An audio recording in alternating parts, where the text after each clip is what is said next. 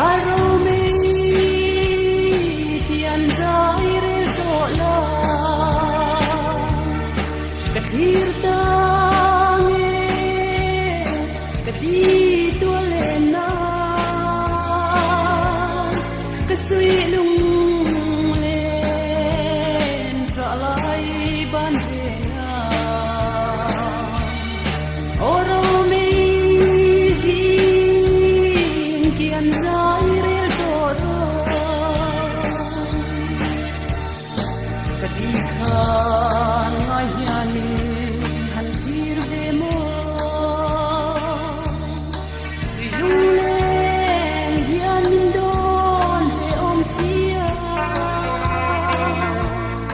gei chu e min nen du đi tông lâu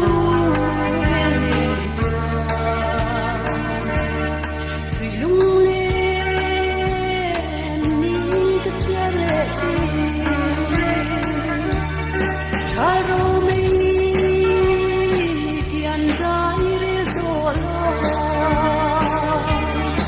kathir ta